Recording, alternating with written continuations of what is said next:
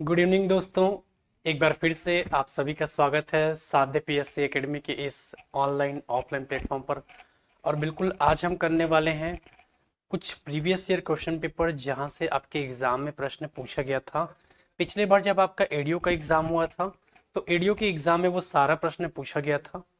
कुछ प्रश्न उस टाइम आपके करंट अफेयर से रिलेटेड थे और कुछ प्रश्न नए थे। ठीक है, तो उन सारे पेपर का हम एनालिसिस करने वाले हैं आज की इस क्लास में। ठीक है, और बिल्कुल रोज हमारी क्लास चल रही है साध्य पीएससी एकेडमी में। तो सबसे पहले आप लोग प्ले स्टोर से साध्य पीएससी एकेडमी का मोबाइल ऐप डाउनलोड कर लेंगे और मोबाइल ऐप डाउनलोड करने के बाद बिल्कुल आप स्टोर सेक्शन से इसे परचेस कर सकते हैं। चलिए अब हम आते हैं आज के अपने पहले प्रश्न की ओर। और आज का आपका पहला प्रश्न किसके बारे में बात करता है, आइए देखते हैं। ठीक है, चलिए पहला प्रश्न, ग्राम पंचायतों द्वारा जरूरतमंद व्यक्तियों को निशुल्क खाद्यान्न की व्यवस्था करने का प्रावधान इस राज्य के पंचायत अधिनियम 1993 में किस वर्ष संशोधन किया गया था?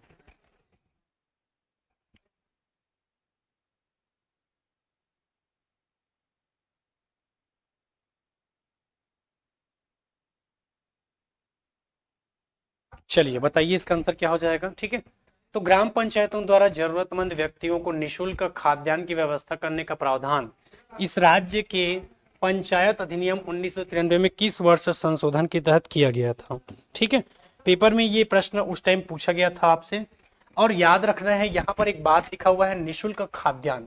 आप सबने देखा होगा गरीबी रेखा के अंतर्गत, ठीक है, आपके गरीबी रेखा के अंतर्गत आपको 1 रुपए में 35 किलो जो चावल मिलता है, उसके साथ साथ दाल शक्कर जो भी आपको उचित मूल्य की दुकान से प्राप्त होता है, कहीं ना कहीं आपको जरूरतमंद व्यक्तियों को निःशुल्क खाद्यान्न की व्यवस्था के बारे में बात कर रहा है। तो पंचायत अधिनियम 1993 में किस वर्ष में संशोधन किया गया था यदि पूछा जाएगा तो याद रखना है 2004। कब किया गया था आपका? 2004। ठीक है, तो ये हो जाएगा आपका आंसर सी। अगले प्रश्न की ओर बढ़ते हैं। अगला प्रश्न है, ग्राम पंचायत की शिक्षा स्वास्थ्य और सामाजिक कल्याण समिति के क्षेत्राधिकार में क्या सम्मिलित नहीं है?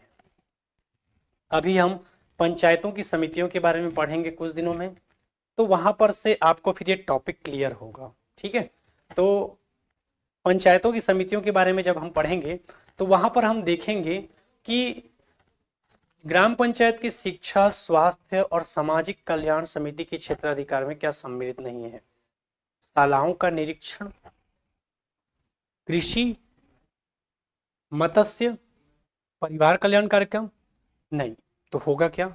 इनमें से कोई नहीं। ठीक है, आपके ग्राम पंचायत की शिक्षा स्वास्थ्य और सामाजिक कल्याण समिति की क्षेत्राधिकार में जो जो ऑप्शन आपका दिया हुआ है इनमें से कोई भी नहीं आता। चलिए अगले प्रश्न की ओर बढ़ते हैं हम। अगला प्रश्न कौन सा है? जनपद पंचायत पर नियंत्रण कौन रखता है? संचालक पंचायत, दूसरा मुख्य कार्यपालन अधिकारी जिसे हम सीईओ कहते हैं, तीसरा जनपद पंचायत का अध्यक्ष और अगला है आपका जिला पंचायत का अध्यक्ष। अभी यहां पर आपसे प्रश्न पूछा है, जनपद पंचायत पर नियंत्रण कौन करता है? प्रश्न क्या पूछा है आपसे? जनपद पंचायत पर नियंत्रण कौन करता है? ऑप्शन ए संचालक पंचायत, ऑप्शन बी मुख्य कार्यपालन अधिकारी, ऑप्शन सी जनपद पंचायत का अध्यक्ष और ऑप्शन डी जिला पंचायत का अध्यक्ष। ठीक है, तो बिल्कुल इसका आंसर क्या हो जाएगा? संचालक पंचायत। क्या हो जाएगा? संचालक पंचायत। तो ऑप्शन क्या हो जाएगा? अगला प्रश्न, जिला पंचायत के अध्यक्ष को उसके पद से कैसे हटाया जा सकता है? मतलब ये किसकी बात कर रहा है? ये बात कर रहा है आपके अविश्वास प्रस्ताव की। किसकी बात कर रहा है? अविश्वास प्रस्ताव की। अविश्वास प्रस्ताव का मतलब क्या होता है दोस्तों? तो आप सभी को मैं बता दूं, पंचायत के पदाधिकारियों को पद से हटाने के लिए, किसको? पंचायत के पदाधिकारियों को पद से हटाने के लिए हम जिस शब्द का प्रयोग करते हैं वो है आपका अविश्वास प्रस्ताव। अब सबसे पहले देखते हैं जिला पंचायत के अध्यक्ष के लिए अविश्वास प्रस्ताव कौन लाता है? ठीक है, जिला पंचायत के अध्यक्ष के लिए अविश्वास प्रस्ताव कौन लाता है?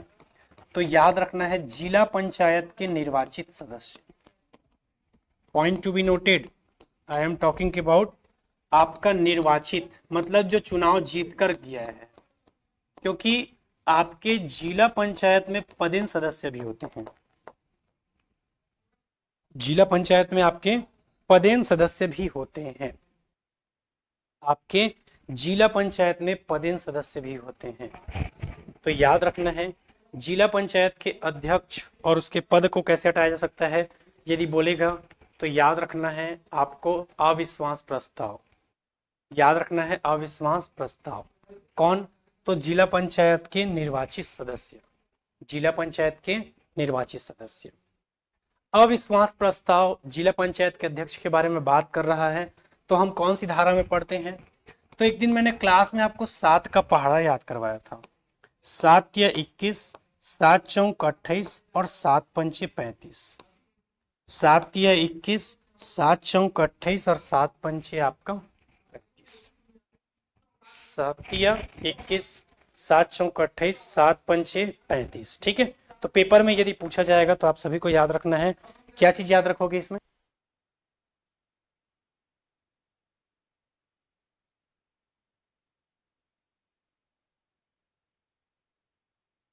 ठीक है, तो याद रखना है 21 किसके बारे में बात करता है? 21 आपका कहता है ग्राम पंचायत के अविश्वास प्रस्ताव के बारे में। धारा 28 किसके बारे में बात करता है? आपके जनपद के अविश्वास प्रस्ताव के बारे में बात करता है। और धारा 35 आपके किसके बारे में बात करता है? जिला पंचायत के अध्यक्ष और उपाध्यक्ष के अविश्वास प्रस्ताव के बारे में बात करता है। ठीक है, तो यहाँ पर हमें जो क्वेश्चन के हिसाब से जो धारा पढ़ना है वो कौन सा है आपका? 35, जिसमें जिला पंचायत के अध्यक्ष और उपाध्यक्ष के अविश्वास प्रस्ताव के बारे में बात किया जाता है। ठीक है, अगर इतना आपका कॉन्सेप्ट क्लियर है तो हम देखते हैं कि रेशियो क्या रहेगा। तो रेशियो को याद करने का मैं एक तरीका आपको बताता हूं, एक बार अपने दिमाग में बसा लो। एडीओ का एग्जाम दोगे तो ये कॉन्सेप्ट बिल्कुल नहीं भूलोगे। एकदम नॉर्मल सा कॉन्सेप्ट जो मैं आप सबको बता रहा हूं।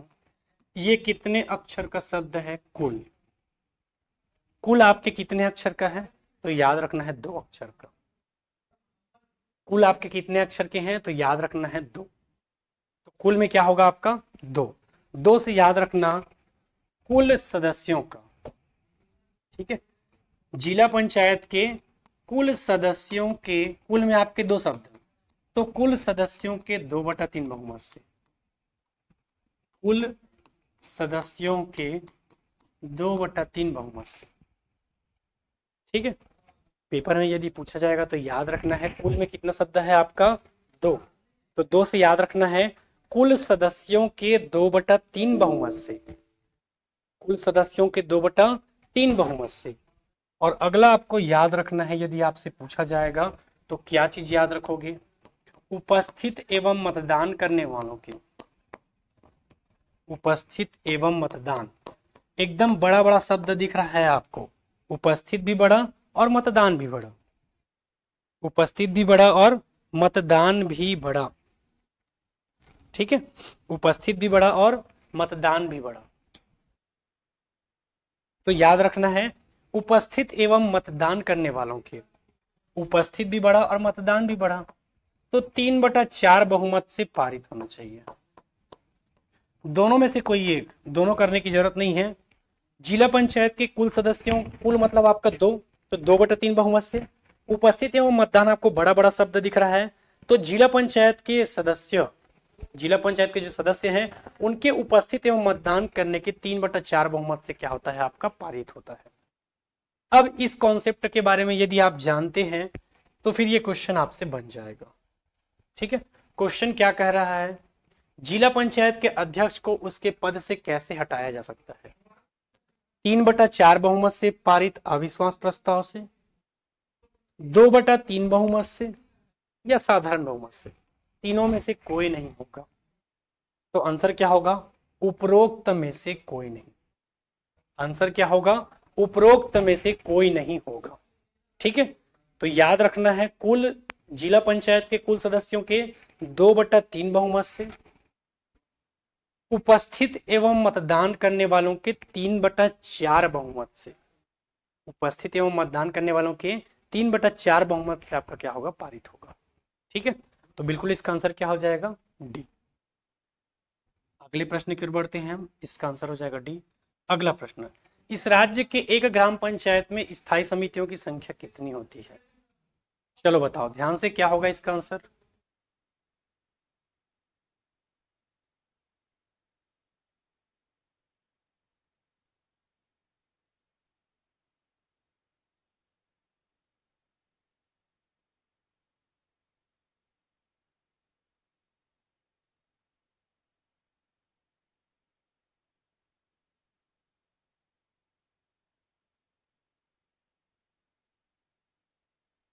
चलिए, अभी हम बात कर रहे हैं स्थायी समितियों के। तो स्थायी समितियों के बारे में यदि पूछा जाएगा तो याद रखना है, ग्राम पंचायत में 3 से 5, ग्राम पंचायत में 3 से 5 आपकी क्या होती है, स्थायी समितियों की संख्या।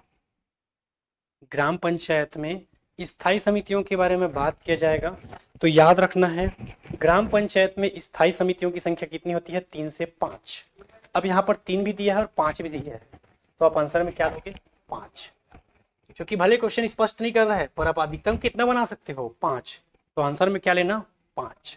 जब आप थ्योरी पढ़ोगे तो वहां पर लिखा रहेगा कि ग्राम पंचायत में स्थायी समितियों की संख्या कितनी होती है, 3 से 5। कहने का मतलब 5 आपका अधिकतम आप बना सकते हो। ठीक है, तो बिल्कुल इसका आंसर क्या हो जाएगा, डी। अगले प्रश्न की ओर बढ़ते हैं हम। अगला प्रश्न, भारत के संविधान के 73वें संविधान संशोधन के अनुसार ग्राम पंचायत के कार्यकाल की गणना कब से होती है? चुनाव के तिथि से, ग्राम पंचायत के प्रथम सम्मेलन की तिथि से, ग्राम सभा के प्रथम सम्मेलन की तिथि से, या चुनाव परिणाम के प्रकाशन की तिथि से?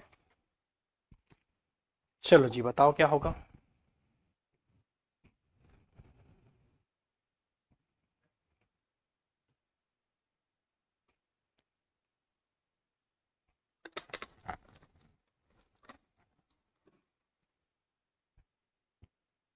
चलिए बताइए, ये वाला क्वेश्चन तो मैंने कई बार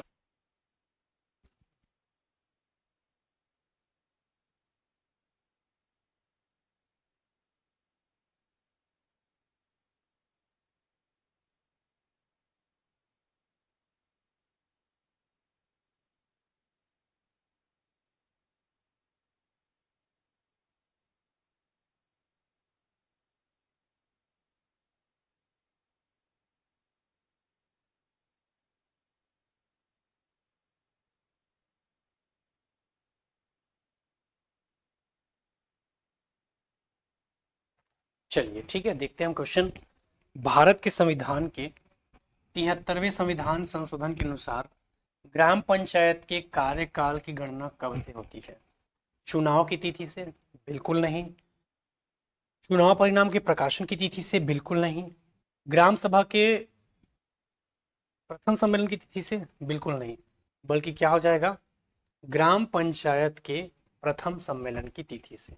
ठीक है, पेपर में यदि पूछा जाएगा तो आप सभी को याद रखना है, ग्राम पंचायत के प्रथम सम्मेलन की तिथि से आपका क्या होता है, कार्यकाल स्टार्ट होता है पंचायतों का। ठीक है, पेपर में ये प्रश्न कई बार आपसे पूछा है तो आप सभी को याद रखना है, यदि पूछा जाएगा तो ग्राम पंचायत के प्रथम सम्मेलन की तिथि से आपके ग्राम पंचायत के कार्यकाल की गणना स्टार्ट होती है।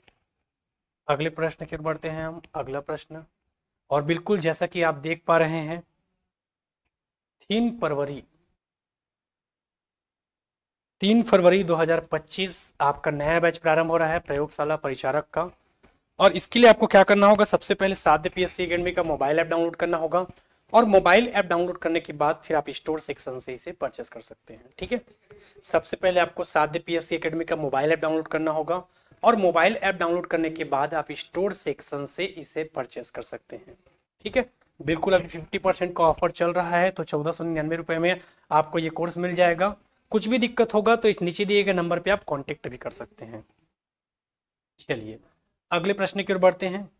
त्रिस्तरीय पंचायती राज के 3 स्तरों में से कौन सा एक स्तर नहीं है? ये आपका पुराना पेपर है जो कि हम पीवाईक्यू कर रहे हैं, प्रीवियस ईयर क्वेश्चन पेपर है ये एडीओ का, जो आपके पेपर ने पूछा था त्रिस्तरीय पंचायती राज के 3 स्तरों में से कौन सा एक स्तर नहीं है।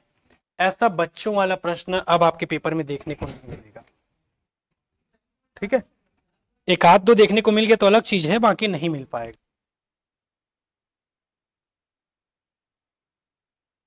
तो 3 स्तर में कौन कौन से एक स्तर, कौन सा एक स्तर नहीं है? तो जिला पंचायत तो बिल्कुल 3 स्तर में शामिल है, जनपद पंचायत भी शामिल है और ग्राम पंचायत भी शामिल है। तो कौन सा एक स्तर नहीं है? ग्राम सभा। कौन सा एक स्तर नहीं है? ग्राम सभा। अगले प्रश्न की ओर हम बढ़ते हैं। निम्नलिखित में से कौन सी जानकारी ग्राम पंचायत द्वारा ग्राम सभा की बैठक में प्रस्तुत नहीं की जा सकती? नहीं किया जा सकता। ग्राम पंचायत द्वारा ग्राम सभा की वार्षिक बैठक में प्रस्तुत नहीं किया जा सकता पूछा है। ठीक है, ध्यान से पढ़िए और बताइए इसका आंसर क्या होगा।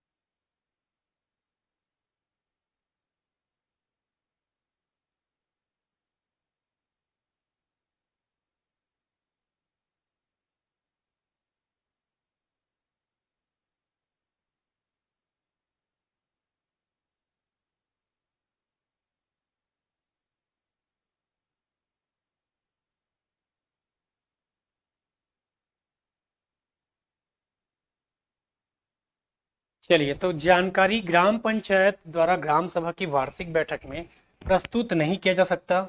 लेखाओं का वार्षिक बजट तो आप ग्राम सभा में पेश कर सकते हो। पूर्ववर्ती आपका वित्तीय वर्ष के प्रशासन की रिपोर्ट भी आप कर सकते हो। पंचायत प्रतिनिधियों के अचल संपत्ति वार्षिक बजट भी आप पेश कर सकते हो, पर हमसे पूछा है नहीं कर सकते। ठीक है, तो पंचायत प्रतिनिधियों के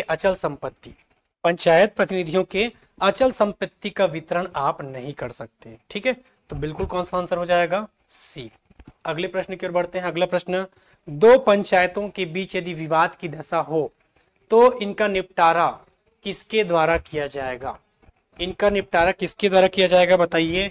मान लो कि ए नाम का कोई पंचायत है और बी नाम का कोई पंचायत है। ठीक है, मान लो आपका ए नाम का कोई पंचायत है और बी नाम का कोई पंचायत है। यदि दोनों के बीच विवाद हो जाता है तो इसके विवाद को कौन सुलझाएगा? बताइए कमेंट करके। ठीक है, कलेक्टर के द्वारा? बिल्कुल नहीं। अनुविभागीय अधिकारी राजस्व के द्वारा? बिल्कुल नहीं। जिला पंचायत के द्वारा? बिल्कुल नहीं।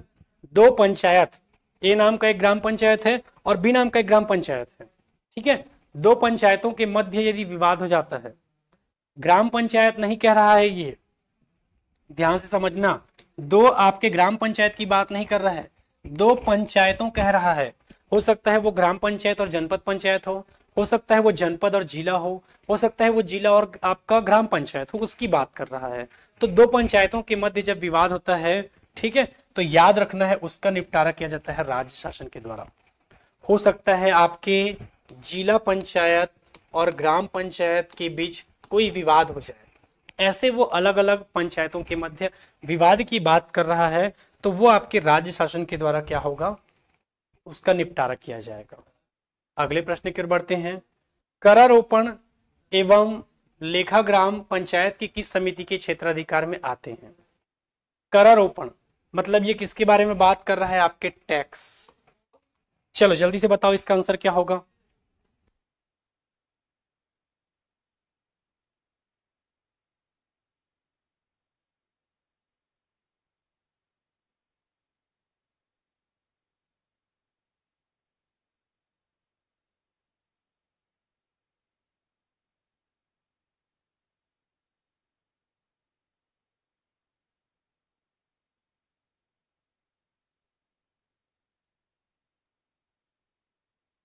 करारोपण एवं लेखा ग्राम पंचायत की किस समिति के क्षेत्राधिकारी में आते हैं? उपरोक्त में से कोई नहीं, बिल्कुल नहीं। वित्त समिति, बिल्कुल नहीं। शिक्षा स्वास्थ्य एवं समाज कल्याण समिति, बिल्कुल नहीं। तो होगा क्या? सामान्य प्रशासन समिति। ठीक है, पेपर में यदि पूछा जाएगा तो याद रखना है सामान्य प्रशासन समिति। करारोपण एवं लेखा ग्राम पंचायत की किस समिति के क्षेत्राधिकार में आते हैं? यदि ऐसा प्रश्न आपके पेपर में पूछा जाएगा तो याद रखना है सामान्य प्रशासन समिति के क्षेत्राधिकार में आता है। अगला प्रश्न, इस राज्य के ग्राम पंचायत की एक स्थायी समिति में विषय विशेषज्ञ के रूप में कितने सदस्य सहयोजित किए जा सकते हैं? ठीक है, देखिए आप जो भी समितियों के बारे में बनाओगे, जो भी स्थायी समितियों के बारे में, तो उस स्थायी समिति में कितने विषय विशेषज्ञों को रखा जा सकता है।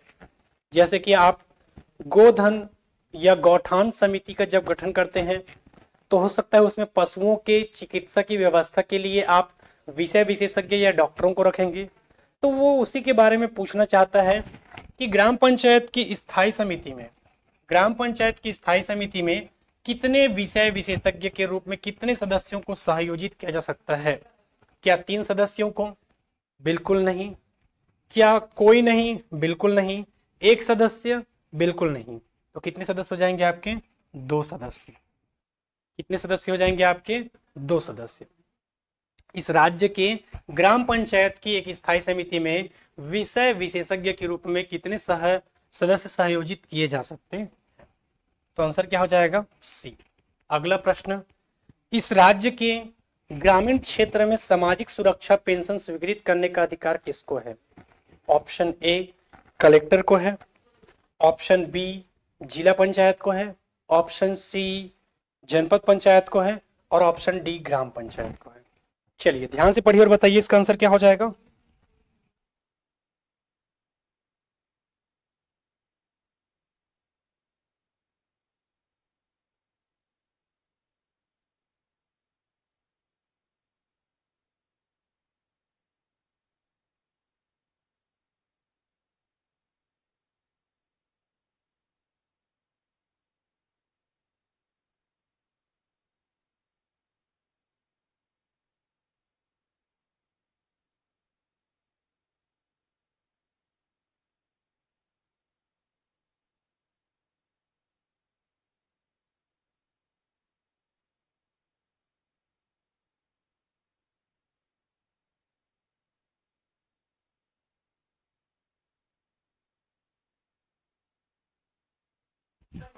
ठीक है, तो इस राज्य के ग्रामीण क्षेत्र में सामाजिक सुरक्षा पेंशन स्वीकृत करने का अधिकार किसके पास है? ऑप्शन ए आपका कलेक्टर, ऑप्शन बी आपका जिला पंचायत, ऑप्शन डी आपका क्या है? ग्राम पंचायत। तो ग्रामीण क्षेत्र में सामाजिक सुरक्षा पेंशन स्वीकृत करने का अधिकार किसके पास है? कलेक्टर के पास? नहीं। आपके जिला पंचायत के पास? नहीं। आपके ग्राम पंचायत के पास? नहीं। तो क्या हो जाएगा? ऑप्शन सी हो जाएगा आपका। क्या हो जाएगा? जनपद पंचायत को। ठीक है, किसके पास? आपके जनपद पंचायत के पास। अगले प्रश्न की ओर हम आगे बढ़ते हैं। अगला प्रश्न है, भारत के संविधान के 73वें संविधान संशोधन के अनुसार पंचायत के सदस्यों के निर्वाचन हेतु न्यूनतम आयु कितनी निर्धारित किया गया है? ठीक है, पंचायतों के सदस्यों के निर्वाचन हेतु न्यूनतम आयु कितनी निर्धारित की गई है? 18 वर्ष, ऑप्शन बी 20 वर्ष, ऑप्शन सी 21 वर्ष। Thank you, thank you, thank you.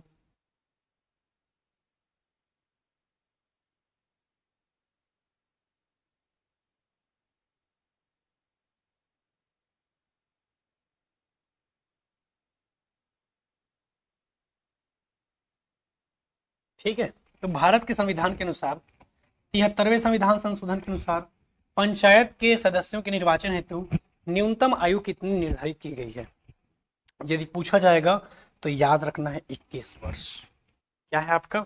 21 वर्ष। ठीक है, चाहे आप ग्राम पंचायत में सरपंच का चुनाव लड़ो, चाहे पंच का चुनाव लड़ो, चाहे जनपद में सदस्य का चुनाव लड़ो, चाहे जिला पंचायत के सदस्यों का चुनाव लड़ो, किसी का भी चुनाव यदि आप लड़ना चाहते हैं तो 21 वर्ष होगा आपका, याद रखना है। अगले प्रश्न की ओर बढ़ते हैं हम। अगला प्रश्न है, इस राज्य के ग्रामीण योजना कार्यों के प्रशासकों स्वीकृति जारी करने का अधिकार किसके पास है? चलिए ध्यान से पढ़िए और बताइए क्या होगा आंसर।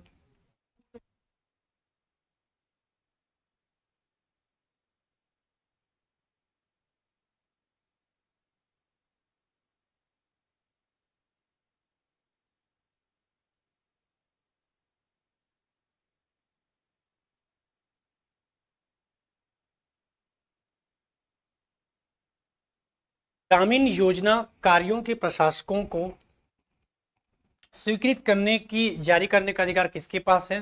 तो क्या कलेक्टर के पास है? बिल्कुल नहीं। क्या आपके जनपद पंचायत को है? बिल्कुल नहीं। क्या राज्य शासन को है? बिल्कुल नहीं। ग्रामीण निर्माण योजना कार्य के प्रशासकों को स्वीकृति जारी करने का अधिकार किसके पास है? आपके जिला पंचायत के पास है। किसके पास है? आपके जिला पंचायत के पास है, याद रखना है आप सभी को। ठीक है, तो बिल्कुल बी ऑप्शन सही हो जाएगा। अगले प्रश्न की ओर बढ़ते हैं। सरपंच एवं उप सरपंच की अनुपस्थिति में ग्राम सभा की बैठक में अध्यक्षता कौन करता है?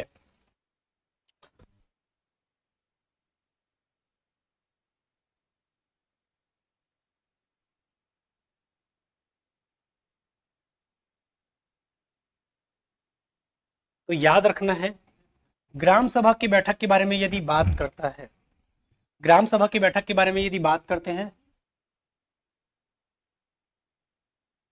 ठीक है, तो आज का क्लास जिन लोगों ने देखा होगा, ठीक है, आज मैंने क्लास लिया था थ्योरी वाला, यदि आज का क्लास आपने देखा होगा तो ये कॉन्सेप्ट तो बिल्कुल आपका क्लियर हो गया होगा। ग्राम सभा की बैठक की अध्यक्षता कौन करता है पूछेगा, तो याद रखना है सरपंच। सरपंच किसी कारण से अनुपस्थित है तो कौन करेगा? आपका उप सरपंच। और उप सरपंच किसी कारण से अनुपस्थित है तो कौन करेगा? आपके पंचों में से कोई एक करेगा क्या? नहीं, बल्कि ग्राम सभा के सदस्य में से कोई एक करेगा। ठीक है, हाँ, क्योंकि ये बात अध्यक्षता की कर रहा है, तो ग्राम सभा के सदस्य में से कोई एक जो उस टाइम उपस्थित हो ऐसा व्यक्ति आपके ग्राम सभा की बैठक की क्या करेगा? अध्यक्षता करेगा। तो याद रखना है, ग्राम सभा में बैठक की अध्यक्षता कौन करेगा? पंचायत सचिव नहीं, अन्य ग्राम पंचायत का सरपंच नहीं, पंचायत कैडरमैन नहीं, बल्कि ग्राम सभा द्वारा निर्वाचित व्यक्ति, जिसे मैंने यहाँ पर लिखा है कि ग्राम सभा के सदस्य में से उपस्थित सदस्यों में से कोई एक जो उस समय उपस्थित हो वो बैठक की अध्यक्षता करेगा। ठीक है, चलिए अगले प्रश्न की ओर बढ़ते हैं हम। अगला प्रश्न कौन सा है आपका?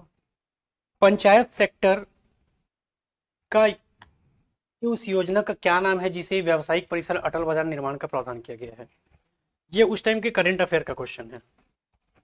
ठीक है, ये उस टाइम के करंट अफेयर का क्वेश्चन है, तो ये वाला क्वेश्चन हम स्किप करते हैं क्योंकि ये प्रश्न करने से कोई मतलब नहीं है। अगला प्रश्न, राज्य गठन के पश्चात गठित प्रथम राज्य वित्त आयोग की अनुशंसा के अनुसार कितने प्रतिशत राशि पंचायतों को दी जाती है? ये भले ही उस टाइम का प्रश्न है पर अभी फिलहाल हम कर लेते हैं ताकि ऐसे प्रश्न भी आपके एग्जाम में पूछे जाते हैं, ये आपको ध्यान में रहेगा।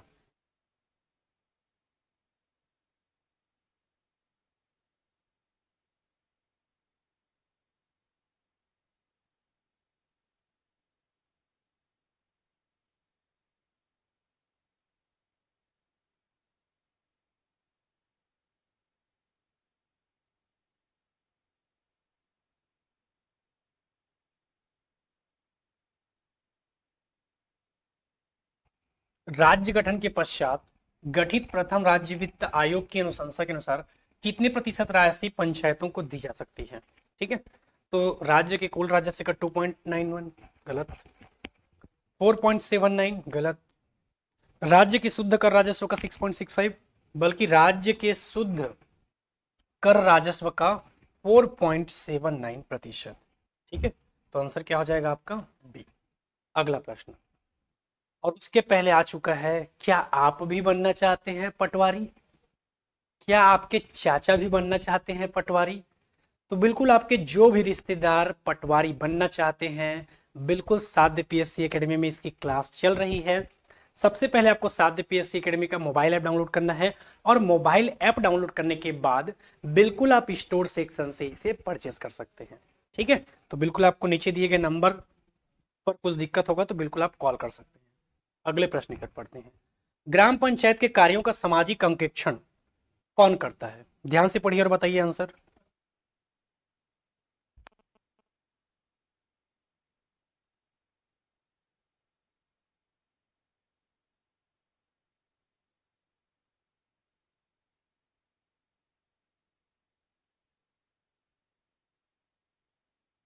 चलिए, सामाजिक अंकेक्षण आपके सोशल ऑडिट के बारे में बात कर रहा है। तो सामाजिक अंकेक्षण कौन करता है? जनपद पंचायत। यदि आप ऐसा सोच रहे हैं तो बिल्कुल गलत सोच रहे हैं। आपको क्या लगता है जिला पंचायत करता है? बिल्कुल नहीं करता। आपको क्या लगता है मुख्य कार्यपालन अधिकारी करेगा? बिल्कुल नहीं करेगा। बल्कि सामाजिक अंकेक्षण जिसे हम कहते हैं ग्राम सभा, इसका अंकेक्षण कौन करेगा? आपको याद रखना है, ग्राम सभा।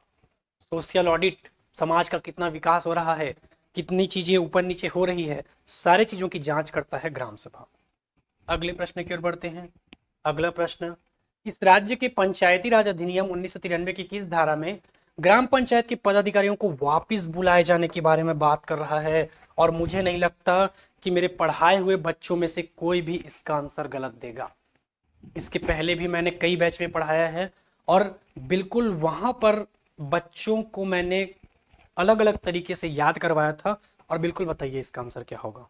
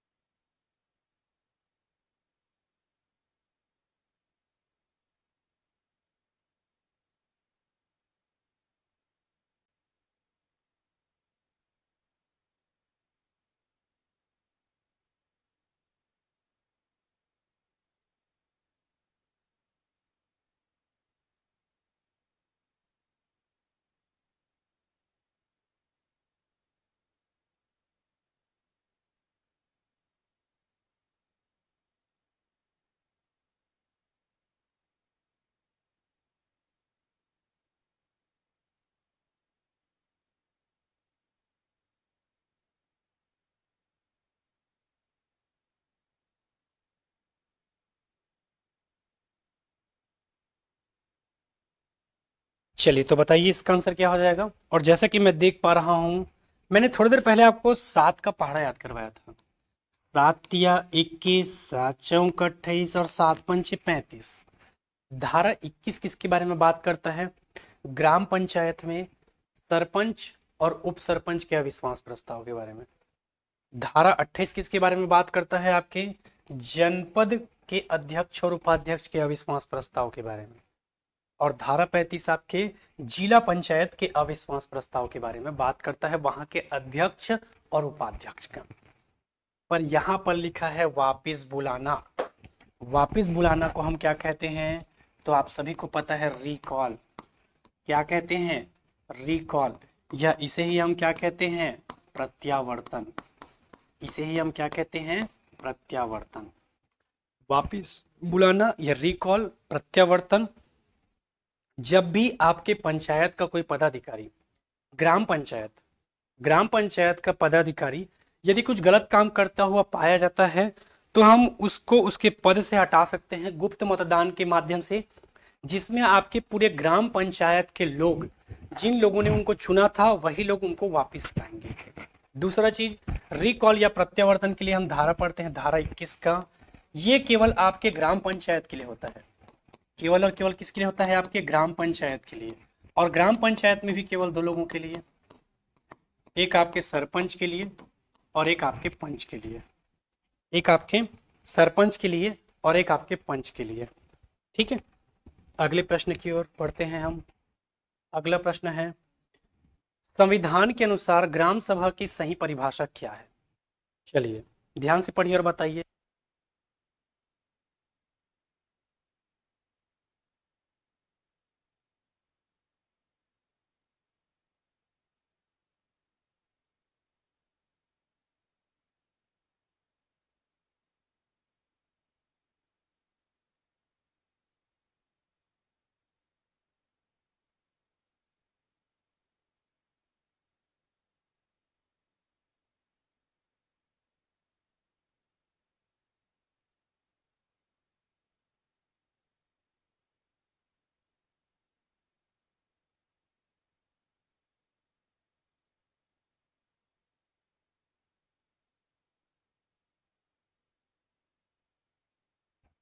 चलिए, संविधान के अनुसार ग्राम सभा की क्या परिभाषा है? राज्यपाल द्वारा विनिर्दिष्ट स्तर, गलत। ग्रामीण क्षेत्र के लिए अनुच्छेद 243 ख के अधीन गठित स्वायत्त शासन की एक संस्था। सी, पंचायतों का प्रादेशिक क्षेत्र, बिल्कुल गलत। जबकि मैंने आपको बताया है ग्राम स्तर पर पंचायतों के क्षेत्र के भीतर संविष्ट किसी ग्राम से संबंधित निर्वाचक नामावली, की पॉइंट, संबंधित निर्वाचक नामावली में पंजीकृत व्यक्तियों से मिलकर बना निकाय, यही होगा आपका आंसर। क्या? डी। ठीक है, क्या होगा आंसर आपका? डी। अगले प्रश्न की ओर बढ़ते हैं हम। अगला प्रश्न है आपका, इस राज्य के पंचायत अधिनियम 1993 की धारा 88 के तहत ग्राम पंचायतों के कार्यकालों की जांच किसके द्वारा की जाती है? ये डायरेक्ट आपके धारा से पूछा गया प्रश्न है, तो बताइए इसका आंसर क्या होगा। इस राज्य के पंचायती राज अधिनियम 1993 की धारा 88 के तहत ग्राम पंचायतों के कार्यकलापों की जांच किसके द्वारा की जाती है? पंचायत एवं सामाजिक शिक्षा संगठन, गलत। आंतरिक अंकेक्षण एवं करारोपण, गलत। जिला अंकेक्षण, गलत। बल्कि क्या हो जाएगा, धारा 88 किसके बारे में बात करता है? कलेक्टर द्वारा नामित द्वितीय श्रेणी का अधिकारी, ठीक है, जो आपके ग्राम पंचायतों के क्रियाकलापों की जांच कर सकता है और द्वितीय श्रेणी के नीचे का नहीं होगा। ठीक, तो आंसर क्या हो जाएगा? अगला प्रश्न,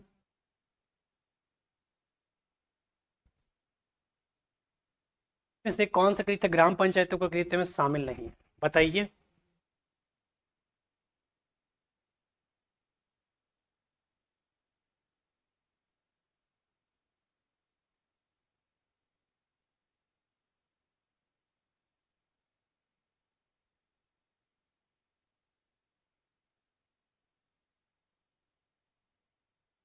कृत्य, कृत्य का मतलब क्या होता है? कार्य। स्वच्छता एवं सफाई, ग्रामीण सड़कों एवं पुलों का निर्माण तथा अनुरक्षण, ठीक है, जन्म मृत्यु दर एवं विवाह के पंजीयन। ये तीन जो मैंने कट किया है ये तो आपके ग्राम पंचायत के कार्य हैं। स्वच्छता एवं सफाई करना ग्राम पंचायत के कार्य हैं, ग्रामीण सड़कों एवं पुलों का निर्माण तथा अनुरक्षण करना आपके ग्राम पंचायत के कार्य हैं, और जन्म मृत्यु एवं विवाह के पंजीयन संबंधी अभिलेखों का संरक्षण करना ये भी आपके ग्राम पंचायत के कृत्य या कार्य हैं। तो कौन सा नहीं है? तो याद रखना है कानून व्यवस्था। कौन सा नहीं है आपका? कानून व्यवस्था। अगला प्रश्न, इंद्रप्रस्थ योजना, ये क्वेश्चन हम नहीं करेंगे, ये उस टाइम आपके किससे था? करंट अफेयर से रिलेटेड था, जो कि आपके खेल से संबंधित था। अगला प्रश्न, गैर अनुसूचित क्षेत्रों की ग्राम सभा के सम्मेलन में गणपूर्ति का मापदंड क्या है?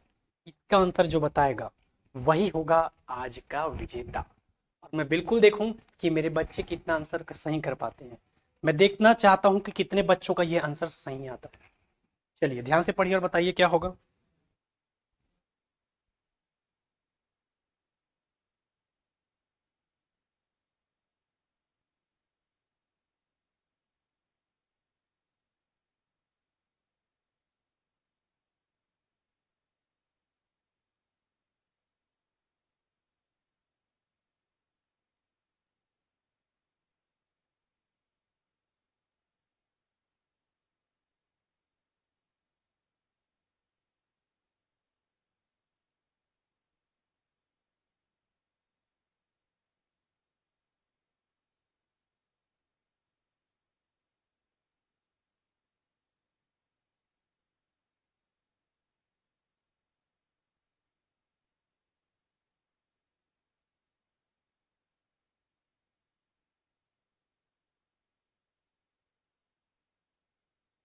बताइए इसका आंसर क्या हो जाएगा? गैर अनुसूचित क्षेत्र। गैर अनुसूचित क्षेत्र कहने का मतलब क्या है आपका? तो याद रखना है सामान्य क्षेत्र। गैर अनुसूचित क्षेत्र कहने का मतलब क्या है? सामान्य क्षेत्र। अब बताओ कि सामान्य क्षेत्र का मापदंड क्या होगा? अधिकतर बच्चों को यही डाउट क्लियर नहीं हो पा रहा था कि ये गैर अनुसूचित क्षेत्र कहने का मतलब क्या है। तो आप सभी को मैं बता दूं, गैर अनुसूचित क्षेत्र कहने का मतलब क्या है? आपके सामान्य क्षेत्र के बारे में बात कर रहा है।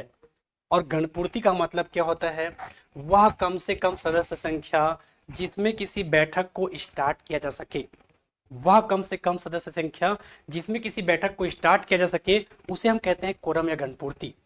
कुल सदस्यों की आधी संख्या, कुल सदस्यों की 1/3 संख्या, कुल सदस्यों के दशमांश जिसमें आधी संख्या महिलाओं की हो, बिल्कुल गलत। कुल सदस्यों का दशमांश यानी कि आपका 1/10 कह रहा है, ठीक है, दशमांश मतलब 1/10 जिसमें 1/3 आपकी महिलाएं होनी चाहिए, तो बिल्कुल आपका डी वाला कथन सही है, ठीक है। दशमांश मतलब 1/10 और 1/3 मतलब 1/3, तो 1/10 आपका होना चाहिए कुल संख्या का 1/10 जिसमें कम से कम 1/3 महिला होनी चाहिए, तो आंसर क्या हो जाएगा, डी। तो बिल्कुल मेरे प्यारे बच्चों जिसका आंसर होगा डी। अगले प्रश्न की ओर बढ़ते हैं।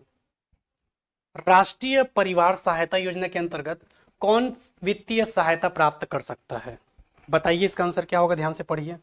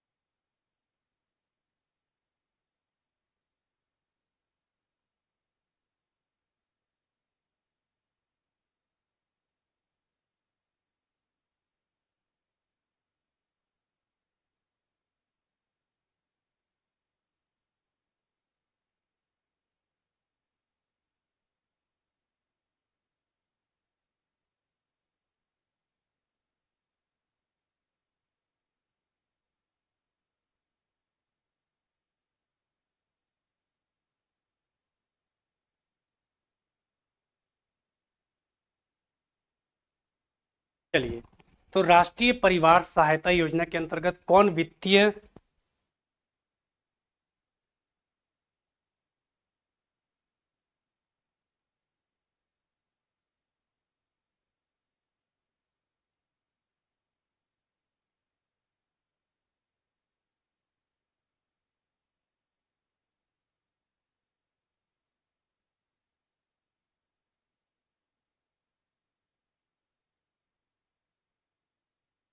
वित्तीय सहायता प्राप्त कर सकता है राष्ट्रीय परिवार सहायता योजना के अंतर्गत गरीबी के नीचे बीपीएल परिवार, अनुसूचित जाति परिवार, अनुसूचित जनजाति परिवार, कमांड सदस्य की मृत्यु हो जाने पर श्री पीएलओ परिवार, ठीक है। कभी कभी यदि मुख्य सदस्य की मृत्यु हो जाती है तो उनको जो मुआवजा दिया जाता है उसके बारे में वो बात कर रहा है। अगला प्रश्न, भारत के संविधान के अनुच्छेद 243(6) में निम्नलिखित में से क्या सम्मिलित नहीं है, मत्स्य उद्योग, सामाजिक वानिकी, पत्थर, प्राथमिक एवं माध्यमिक शाला शिक्षा, महाविद्यालयीन शिक्षा, ईंधन एवं चारा। चलिए बताइए क्या होगा इसका आंसर, शामिल नहीं है पूछा है, शामिल नहीं है पूछा है, चलिए बताइए।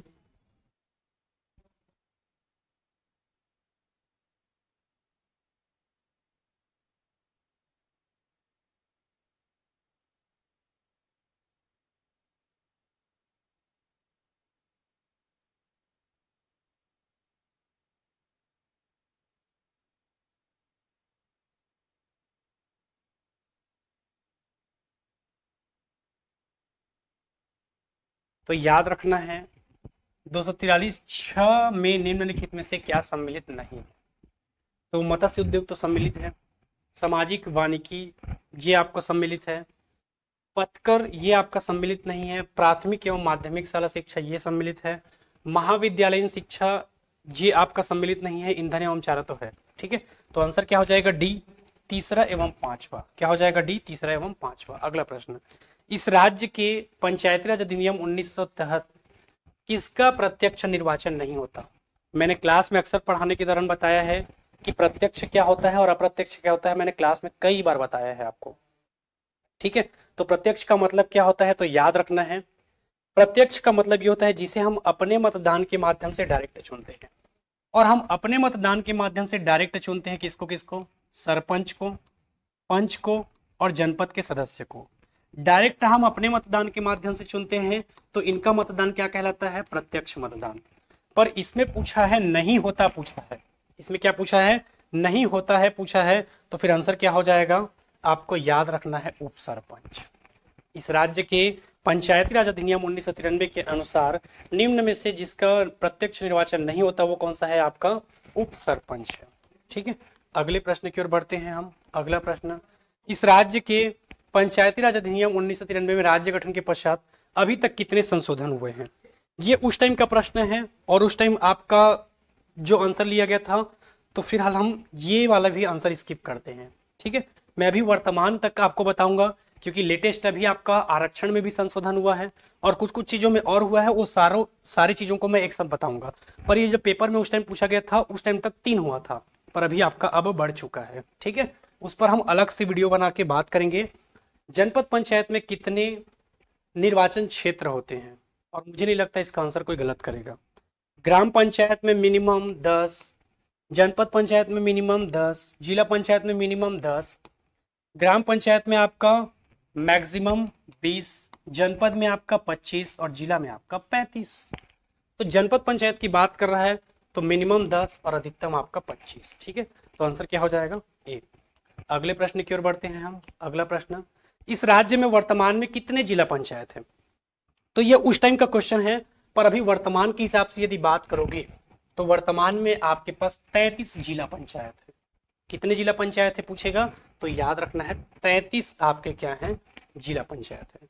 ठीक है, और छत्तीसगढ़ पुलिस आरक्षक भर्ती जैसा कि आप देख पा रहे हैं, ठीक है, 3 फरवरी से इसका भी नया बैच प्रारंभ हो रहा है। 50% के डिस्काउंट के साथ आपको मिल जाएगा 1499 रुपए में।